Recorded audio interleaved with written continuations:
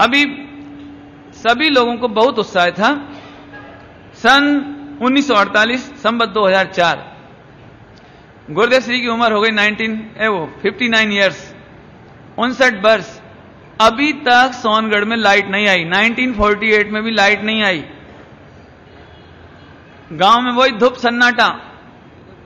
रात को अंधेरा हो जावे तो साए साए हवाएं, झींगरों की आवाज, मेंढकों की आवाजें, उल्लू की आवाजें माने कुछ नहीं, एकदम सन्नाटा। अभी भी ऐसे समय में सभी लोगों को एक विचार आया कि गुरुदेव श्री की जन्म जयंती मनाई जानी चाहिए। और क्या कहें, एक छोटा सा कार्यक्रम मांडा विधान का। गुरुदेव श्री को जन्म जयंती का नहीं बताया वो विधान। अभी सारे मोक्षु आ गए, खूब प्रवचन का लाभ हुआ। और जैसे ही 11 मई 1948 मंगलवार का दिन आया तो घर घर से एक एक लालटेन समझते हैं ना, फानुस, सब लोग लाए और गुरुदेव श्री के स्वाध्याय मंदिर के चारों तरफ लटका दिए 59 वो फानस, हमारे यहां लालटेन कहते हैं, वो लालटेन लटका दी। और घर घर जैसे दिवाली हो गई उस दिन, अचानक दिवाली, और खूब उत्साह, खूब भक्ति और खूब। तो गुरुदेव श्री एकदम आसूच है, इसकी क्या जरूरत थी? तुमने मेरे बिना पूछे ऐसा कैसे किया? जन्म जयंती मनवानी, कौन की जन्म जयंती मनती है? तीर्थंकरों की होती है, अपनी नहीं होती है। ऐसे गुरुदेव श्री तो, क्योंकि अभी तक तो 58 बरस बीत गए, जब तक तो कुछ हुआ ही नहीं अब अचानक हुआ तो बड़ा आश्चर्य अंदर से, और अच्छा नहीं लगा। तो बड़ी मुश्किल से राम जी भाई वगैरह ने संभाला कि साहब हम आपको थोड़ी कुछ कर रहे हैं, आपकी कौन जन्म जयंती मना रहे हैं। लेकिन इस बहाने पूरा सौराष्ट्र, गुजरात, काठियावाड़ ये लोग आ जाते हैं और इस बहाने 5, 7, 8 दिन का लाभ ले लेते हैं। नहीं तो व्यापार में तो क्या कहते हैं, नवड़ास ना मिले कभी अवकाश ही नहीं मिले। इसलिए इस बहाने से हम लोग इकट्ठे होकर एक विधान कर लेते हैं, और नहीं तो साल भर खेतों में पड़े रहते हैं, कि व्यापार करते रहते हैं। इस बहाने आते हैं, ये लाभ लेते हैं। ठीक है ठीक है गुरुदेव श्री को कभी उत्साह नहीं रहा। जिन लोगों ने गुरुदेव श्री की जन्म जयंतियां देखी भी होंगी उन्हें अच्छी तरह से मालूम होगा।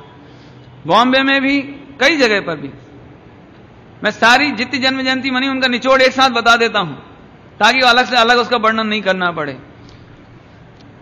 चिट्ठी आई, चिट्ठी फूलचंद जी की, फूलचंद जी सिद्धांत शास्त्री की चिट्ठी आई सोनगढ़ में कि साहब जन्म जयंती मनाना अच्छी बात नहीं है, आपकी जन्म जयंती नहीं मनाई जानी चाहिए तो गुरुदेव श्री का ऐसा होता था, प्रवचन हो जाए ना, प्रवचन दोपहर का भक्ति हो जाए, उसके पीछे थोड़ा टाइम बचता था, तो आधा पौन घंटा राम जी भाई, खेमचंद जी भाई और हिम्मत भाई स्वयं, कभी डॉक्टर साहब पहुंच जाए, भारेली जी, वो ऐसे जो उपस्थित हो गए ना वो बैठते थे, तो चिट्ठी बांचते थे राम जी भाई।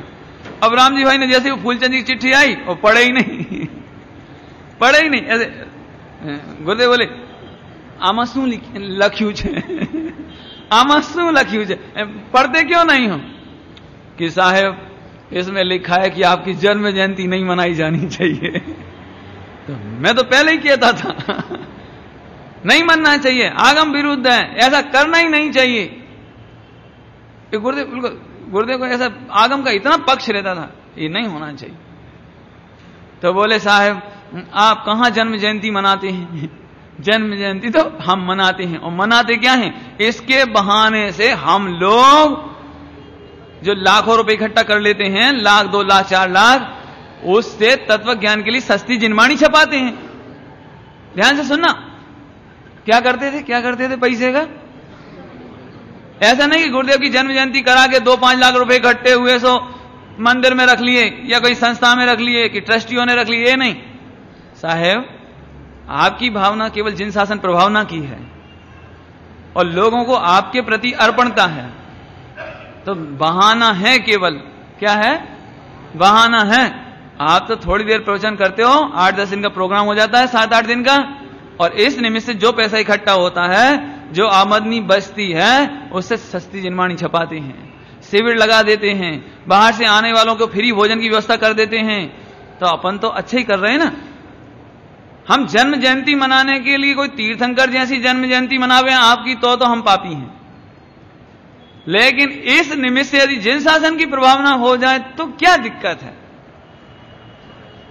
आपने देखा होगा लाल बहादुर शास्त्री आए थे 1964 में मुंबई में, तो अभी गुरुदेव श्री खड़े नहीं हुए कि लाल बहादुर शास्त्री आ गए और सम्मान पत्र दे रहे हैं तो खड़े हो जाएं।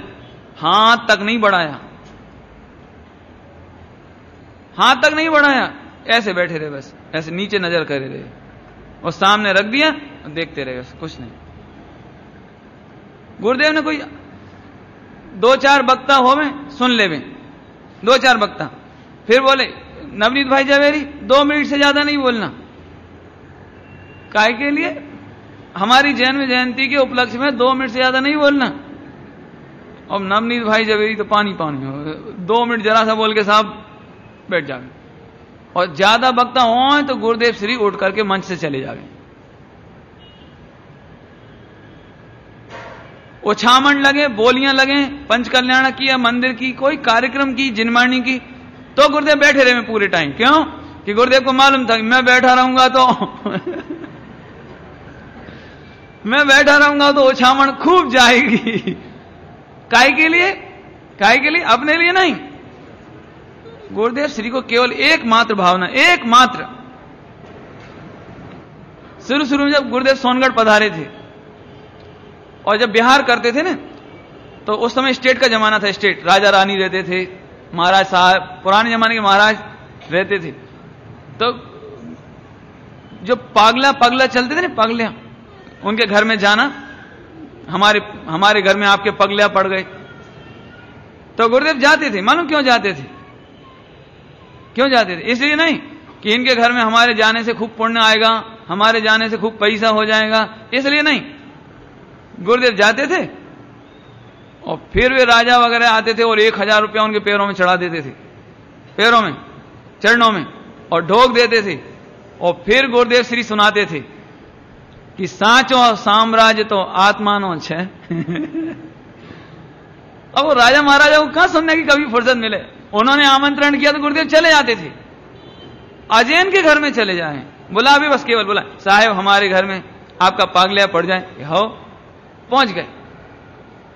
तो वो आवे, गुरुदेव 10-5 मिनट बैठे, मांग लीक करें, साचो साम्राज्य तो आत्मानो छे, आ बधु धूल छे, आमा कहीं शोक नहीं, तमे तो परमात्मा छो। मारे गुरुदेव अपनी सीधी सादी भाषा में बोलते हैं। और फिर कितने ही स्थानों से, कोई 500 रुपया, उस जमाने में 1000 रुपया, बड़भांड में तो, बड़भांड वगैरह में 1000 रुपया गुरुदेव के चरणों में अर्पित करते हैं। गुरुदेव पैसे को हाथ नहीं लगावे, हिसाब नहीं रखें, पूछे नहीं कभी। संघ में जाते थे ब्रह्मचारी वगैरह 2-4, वो पैसा लाते, ट्रस्ट में जमा करा देते। काय के लिए? केवल एक जिन शासन की प्रभावना के लिए कि ये पैसा आवे तो जिनवाणी सस्ती होवे, शिविर लगे तो कोई ये नहीं लगे कि इतना खर्चा कौन उठाए, खर्चा इसलिए। अभी ऐसे प्रसंग बहुत सुंदर सुंदर एक से एक घटे हैं जीवन में गुरुदेव की। देखो, भावना भी होए तो कैसा, उत्साह भी होए तो कैसा, समर्पण भी होए तो कैसा, इस तरह से। तो गुरुदेव को कभी जन्म जयंती का उत्साह स्वयं को नहीं रहा, मना भी करते रहे, लेकिन केवल पत्र आने के बाद भी जन्म जयंती इसलिए चलती रही, उसका कारण आपको बता दिया।